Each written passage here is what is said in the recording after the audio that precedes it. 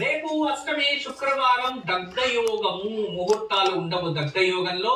కానీ ఎవరింట్లో అయితే ప్రశాంతత ఉండదో, ఎప్పుడు ఆ ఇంట్లో నీరసంగా ఉండడం, బద్ధకంగా ఉండడం, మనస్సుకి ఆహ్లాదకరం లేదు అనిపించుకునేవారు రేపింట్లో ప్రశాంతంగా చిన్న శివుడి విగ్రహానికి కాస్త గంగాజలము ఇంట్లో ఉన్న నీరు కాని పోసి ఆ పరమేశ్వరుడికి బిల్వార్చన చేసి పూజించండి. ఇంట్లో ప్రశాంతత ప్రాప్తిస్తుంది. గురుజీ మరిన్ని విశేషాలు తెలియజేసిన కార్యక్రమంలో మరో విరామం తీసుకుందాం. Omkar cycle pure agarbatti health wealth and happiness ఈ కార్యక్రమానికి తిరిగి స్వాగతం. గురుజీకి ఈ రోజు యోగక్షేమాలు ఏం తెలియజేయబోతున్నారు?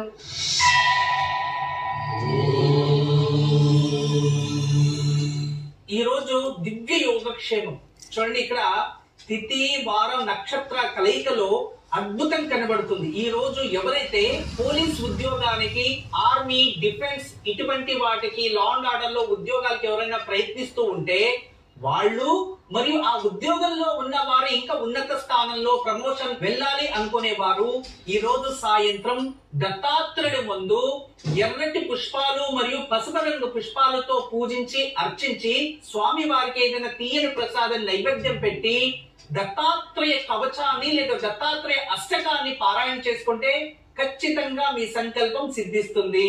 పోలీస్, ఆర్మీ, డిఫెన్స్ మొదలైన రంగాలలో ఉద్యోగాన్ని పొందాలి అనుకుంటున్న వారు ఈ రోజు సాయంత్రం దత్తాత్రేయుడి